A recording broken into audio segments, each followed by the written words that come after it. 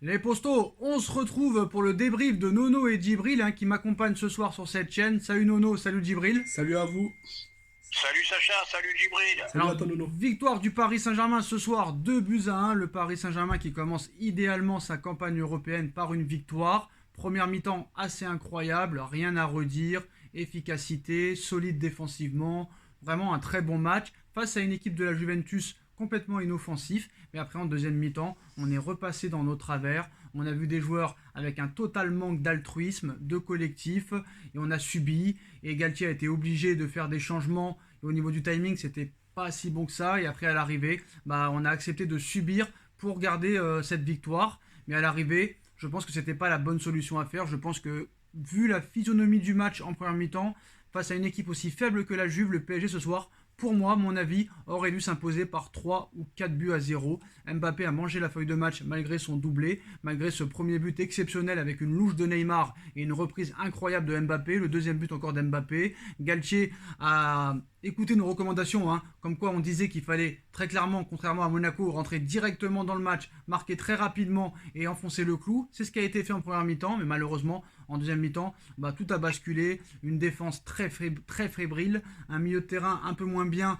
mais Marco Verratti exceptionnel. Et en attaque, ça a été un petit peu un Messi transparent, un Mbappé avec un manque d'altruisme, un manque de collectif. Sur cette occasion qui va faire parler, où Djibril est très énervé et va tout déballer ce soir. Mais voilà, Mbappé sur cette action qui peut permettre au PSG de gagner, de mener 3-0, oublie complètement Neymar sur la gauche. Même les défenseurs de la Juve eux-mêmes ont été surpris que Mbappé ne fasse pas la passe à Neymar. Donnarumma qui a été catastrophique dans les sorties. Est-ce que Donnarumma doit encore rester numéro 1? On posera la question à Djibril et à Nono. D'abord Nono, très clairement et très objectivement, qu'est-ce que tu as pensé du match du Paris Saint-Germain, de la première mi-temps, de la deuxième mi-temps, de cette occasion incroyable de Mbappé qui ne passe pas le ballon à Neymar, des sorties aériennes complètement ratées de Donnarumma, de la défense très fébrile, surtout Marquinhos et Ramos qui ont été assez catastrophiques. Heureusement que Presco a tenu la barre en défense centrale. Le manque d'un défenseur central aussi supplémentaire se fait sentir. Le manque d'un numéro 9 aussi se fait sentir. Nono, tu as la parole.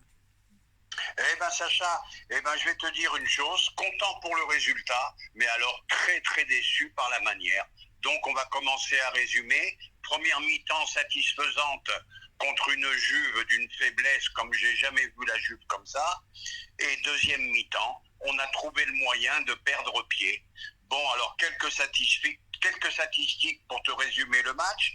Déjà, il faut savoir qu'on a couru 4 km en moins que la Juve. Et deuxième chose, mon petit coup de gueule sur Mbappé. Bon, on va pas revenir sur lui, c'est un phénomène, on le sait, mais il y a un moment, il faudra choisir entre ses stats et le bien de l'équipe. Il peut tuer le match, il le tue pas, il fait pas la passe à Neymar, et qu'est-ce qui arrive? Tu souffres pendant toute la deuxième mi-temps. On est retombé dans nos travers. Mais à un moment, il faudra qu'il arrête de penser à ses stats. C'est vraiment le jumeau de Ronaldo, et je pense que sa carrière sera comme ça. Il pense qu'à ses stats. Après, en satisfaction Marco Verratti, égal à lui-même, phénomène ce petit Italien. Après Donnarumma, faudra m'expliquer pourquoi ils hésitent toujours entre lui et Navas. Sa sortie, vraiment, c'est à se poser des questions. Bon, il se rattrape sur l'action d'après, mais malgré tout, ça suffit pas. Marquinhos, c'est mon coup de gueule aussi. Est-ce qu'il est cramé, Marquis? Parce que là, ça va plus du tout. Là, il est plus du tout dans l'intensité. Il est battu dans les duels. Voilà ce que j'ai à dire. Un bon Neymar, un Léo transparent. Je l'avais trouvé bien en jambes ces derniers temps, mais là, aujourd'hui, il a marché. Donc à voir aussi. Alors on va reparler de Léo Messi aussi, du problème Neymar-Mbappé, surtout que Djibril, Mbappé était le premier à se plaindre il y a un an jour pour jour, en citant, je le cite, il me fait jamais de passe, ce clochard. Et là voilà, cette fois c'est toi qui n'as pas fait de passe. Est-ce que c'est toi le clochard ce soir? Je vais pas aller jusque là, tu mets quand même un doublé. Même après la sortie ratée de Donnarumma qui amène ce but de la Juve, derrière il a encore une autre occasion, un face-à-face à Mbappé. Et Mbappé, si vraiment il veut être un très grand joueur, non seulement il doit être altruiste, collectif, mais en plus de ça, il doit être plus efficace. Mais bon, ça reste quand même un très grand joueur. Heureusement qu'il y a la victoire ce soir, Mais moi, voilà, Djibril a un très gros coup de gueule ce soir, notamment sur cette action et sur le comportement de Kylian Mbappé, mais aussi sur les performances de Donnarumma. Djibril, tu as la parole, c'est à toi. Donc bonsoir à tous. Donc comme on disait par rapport au match, comme a bien souligné Nono, on a fait une très bonne première mi-temps. Donc ça, sur ça, j'ai rien à dire. Moi, c'est la deuxième. Le problème, c'est qu'on dit que le PSG a levé le pied. En fait, ils n'ont pas levé le pied. C'est que dans un match, 90 minutes, il y a une période où le PSG aura un temps faible. Ça, c'est tout à fait normal. Les moments où on avait l'occasion de battre, de enterrer, c'est-à-dire cette équipe de la Juventus de Turin, on avait l'occasion de le faire. Donc, je ne sais pas pourquoi Mbappé n'a pas voulu faire la passe à Neymar, tout en sachant que le goal, il avait fermé son angle. Donc, ça veut dire que c'était très limité pour lui pour la mettre. Ok, c'était vraiment très limité. Le vrai choix, c'était Neymar. Neymar, il avait vraiment un angle de plus de 90 degrés pour la mettre. Donc, pourquoi il ne l'a pas mis? Donc là, c'est vraiment un truc où je ne comprends pas, en fait. Je ne comprends vraiment pas. Tu peux penser à tes stats individuels, mais il ne faut pas que ça prime sur l'intérêt de l'équipe. Il faut vraiment pas que ça prime. Et donc là, j'espère vraiment qu'ils vont le prendre en entretien. Je ne sais pas, hein, bon, j'abuse, mais qu'ils puissent se parler parce que là, c'est abusé. C'est pas la première fois qu'il fait ça. Parce que ça, dans un grand match, ça va payer cash. Et vraiment, clair et net, dans un grand match de Ligue des Champions, ça va payer cash. Si on est éliminé, encore, on va dire à lui, bah, on est éliminé. Vous avez oublié le match contre Manchester United. Mbappé, le nombre d'occasions qu'il a raté, qui nous a aussi amené à l'élimination. Ok? Donc, à un moment, là, il faut dire les choses telles qu'elles sont.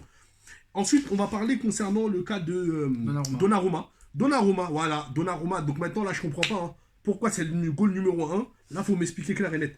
Moi, je sais pas pourquoi c'est le goal numéro 1. Il a quoi de plus que Navas, que Keylor Navas? Il est pas bon dans ses sorties. Dans ses sorties de balle, il est pas bon. Et lors de ses... En fait, il rassure même pas une défense. Et normalement, une défense même, elle doit être rassurée le fait d'avoir un bon goal. Et donc, eux, peut-être qu'ils sont fébriles par le fait qu'ils n'ont pas un bon goal derrière. Donc là, faut plus me dire que Donnarumma, c'est l'un des meilleurs goals. Moi, je l'ai pas vu encore au PSG. Je l'ai pas encore vu. J'ai vu les 6 premiers mois. Après, il s'est éteint. Donc, normalement, moi, je suis désolé. La sortie, les gens, ils ont accusé Kimpembe. C'est lui. C'est lui le fautif. Parce que un goal, quand il sort, soit il sort pour de vrai, ou soit il reste sur sa ligne. Le goal, il a fait quoi? Il est sorti, après, il s'est arrêté. Mais pourquoi tu t'arrêtes? Pourquoi tu t'arrêtes? C'est-à-dire que lui-même, il est pas serein. Et ça peut vraiment être une calamité pour la Ligue des Champions lors d'un grand match. Et même en Ligue 1. Donc là, à un moment, il faut arrêter. Il ne faut plus me parler de Donnarumma. Là, pour moi, c'est Keylor Navas qui doit être titulaire. Ensuite, parlons du cas de Marquinhos. Voilà, c'est le cas de Marquinhos. Marquinhos, depuis sa désillusion contre le Real en Ligue des Champions, ça va pas. Ça va vraiment pas. Ça va vraiment pas. Là, il y a un truc vraiment qui tourne pas rond dans sa tête. J'avais dit qu'il fallait prendre un défenseur central. Pourquoi? Pour essayer de concurrencer certains défenseurs qui sont dans un siège confortable. Là, le système A3, ils ont du mal à s'acclimater. C'est une réalité. Donc, soit le PSG revient dans un système A4 et ils densifient le milieu de terrain, faire un système A3 pour que Renato Sanchez puisse jouer et que Vitinha soit un peu plus haut et qu'il soit beaucoup plus décisif. Mais pourquoi pas? Mais là, le système A3, ça ne fonctionne pas. Les 3 défenseurs centraux, ils ont du mal à s'acclimater. Le plus bon parmi les 3 depuis le début de la saison, c'est Kimpembe. Et Ramos aussi. Mais non, lui, en fait, le rôle de Marquinhos, normalement, en tant que axe central dans un système à 3, il doit monter, il doit comme être le 6 lorsque le PSG a le ballon. Il doit monter pour essayer de donner son apport. Même toi, tu l'as dit toi-même, Ramos doit repasser dans l'axe et pas dans l'axe droit. Ramos a été mis en grosse difficulté ce soir. Mais oui, il a plus de vitesse. Nono, est-ce que tu penses que très clairement, Galtier doit repasser à 4 dans ce genre de match, sachant que Messi a beaucoup de problèmes contre les blocs bas, n'arrive pas à faire la différence. Ce soir, par exemple, Neymar n'a pas marqué, mais vu le match qu'il fait, Neymar, pour moi, fait un meilleur match que Mbappé ce soir malgré ses 2 buts. Marco Verratti est exceptionnel. Mais malheureusement, au haut niveau, ça ne pourrait ne pas suffire. Galtier, je pense, en deuxième mi-temps, il y a des choses qui n'ont pas été faites, ce qu'il a voulu que les joueurs fassent, très clairement. Mais tu ne peux pas rester dans une défense à 3 avec les défenseurs que tu as. Même Mukiele, bon, je ne vais pas lui faire la misère ce soir, mais l'entrée en jeu de Mukiele est plus que mauvaise. L'entrée de Sancho et Danilo, très très bon. Renato Sanchez, pardon, et Danilo, très très bonne. Nono, très clairement, je pense que moi, on ne peut pas continuer dans ce système-là contre les grosses équipes en Ligue des Champions. Les changements ont été très tardifs. Est-ce que tu es d'accord avec ça? Eh bien, autant j'étais content du coaching de Galtier il y a 2-3 jours, pardon, autant là, j'ai trouvé son coaching inefficace. Bon, tu fais rentrer à la 86e, à la 88e. Bon, ça, j'ai toujours été contre, à part quelques fois quand ça veut marcher. Bon, maintenant, au niveau du système, eh ben, je vais peut-être me contredire. Moi, il me plaisait ce système-là. mais à un haut niveau, je pense qu'il faut penser à autre chose. Mais non, ça déséquilibre trop la défense. Je pense qu'il faut renforcer le milieu. Et malgré tout, encore une petite critique. Il faut que quand même les trois de devant défendent un peu plus. Non, franchement, sur ce point-là, excusez-moi, moi aussi. Mais moi j'ai trouvé qu'ils ont défendu. Franchement, moi je trouvais qu'ils ont défendu. Moi le problème, ça n'a pas été là. Djibril, comment ils ont défendu? Il a marché tout le match, Léo. Non, même au pressing, il a été pas mal, Messi en première mi-temps. Oui, il a marché. Il a marché comme d'habitude. Oui, mais il a jamais autant couru cette année que lors de toute sa carrière. C'est vrai. Il a pressé beaucoup en première mi-temps, il a beaucoup pressé. Mais à un moment donné, quand tu vois que les deux autres ne défendent pas non plus, pourquoi il irait défendre lui aussi? À un moment donné, stop. C'est soit tout le monde court, soit tout le monde s'arrête. À un moment donné, tu peux pas continuer à faire non parce que lui il court pas, moi je cours pas. Si lui il presse pas, moi je presse pas.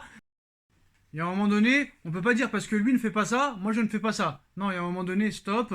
Mbappé, moi je pense que des fois sur certaines actions, le mec il pense plus à la lumière qu'au collectif. Non, là tu dois faire très clairement pour aller plus loin dans ce genre de compétition.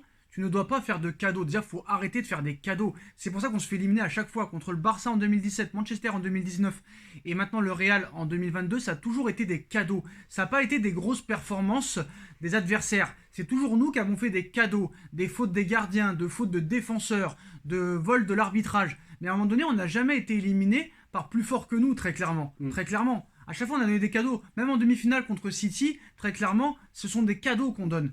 Les adversaires ne sont pas forcément plus forts que nous, à part peut-être le Bayern en finale, et encore, si Mbappé non plus ne tue pas la feuille de match, voilà. Mais honnêtement, Nono, moi je suis pas d'accord avec toi quand tu dis Galtier n'a pas fait les bonnes choses. Si, il a fait des bonnes choses en première mi-temps, et malheureusement ça ne dure pas. Et au niveau de la défense, ça m'étonne qu'un mec comme ça, qui est plutôt un entraîneur défensif depuis qu'il a commencé sa carrière d'entraîneur, ne demande pas en priorité un défenseur central supplémentaire. Comment tu vas faire toute la saison avec Mukiele, Ramos, Kipembe, Marquinhos? Si en mercato d'hiver, il n'y a pas un défenseur central supplémentaire qui arrive, plus un attaquant, ce sera faute professionnelle et il ne faudra pas s'étonner si on se fait éliminer en huitième de finale de Ligue des Champions de Nono.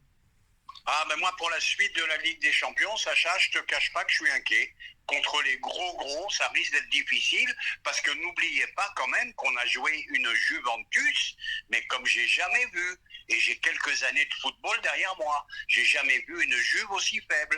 Donc je suis très inquiet pour la suite. Voilà, Djibril, non seulement c'était une Juve inexistante, qui n'était même pas dangereuse, seulement 2 tirs en première mi-temps, et 12 tirs de la part de la Juve en deuxième mi-temps.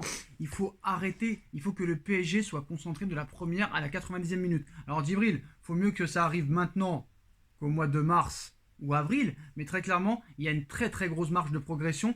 Il va falloir que certains joueurs se remettent en question. Mbappé, c'est parfait, mais à un moment donné, pense au collectif si tu veux vraiment gagner ton ballon d'or, si tu veux vraiment gagner une Ligue des Champions avec le PSG, si tu veux vraiment être une légende du club, il va falloir que tu ne fasses pas les mêmes erreurs que dans le passé, très clairement.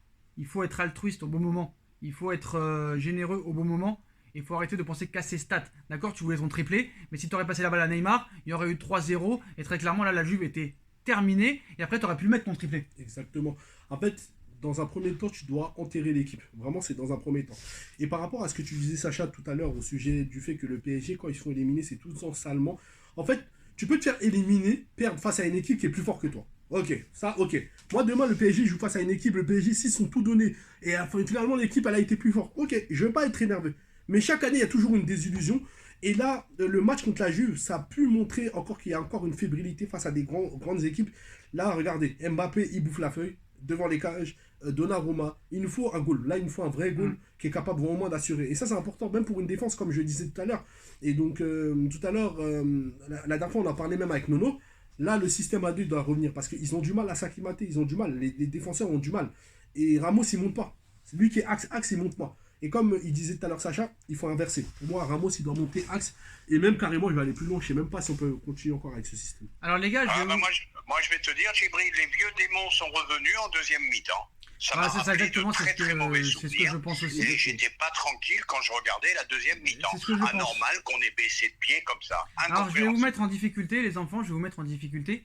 Qu'est-ce que vous répondez aux gens qui vont vous critiquer en expliquant que si Mbappé n'est pas là, peut-être que tu mènes pas 2-0.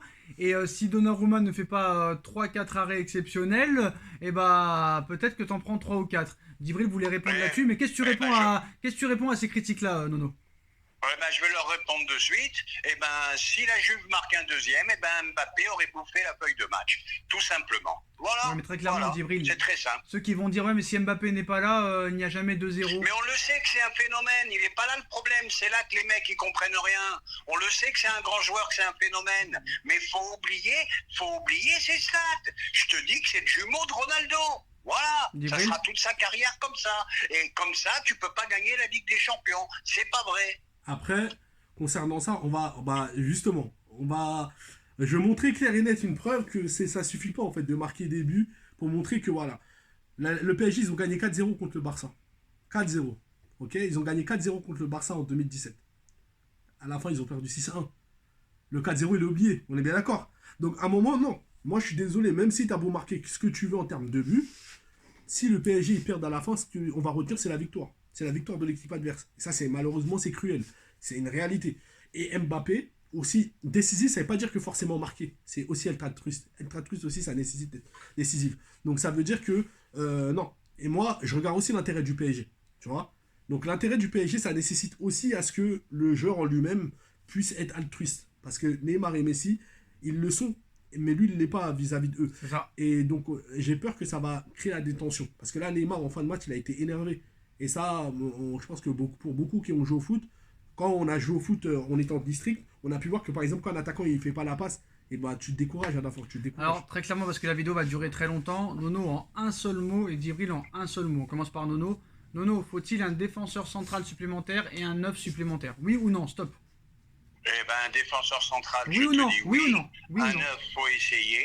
Et puis voilà, je peux pas dire autre chose. Hein. Djibril, oui ou non? Il faut un Oui. défenseur central et un 9. Oui. Et ben voilà, les postos, en tout cas, on est tous d'accord là-dessus. Les postos, voilà.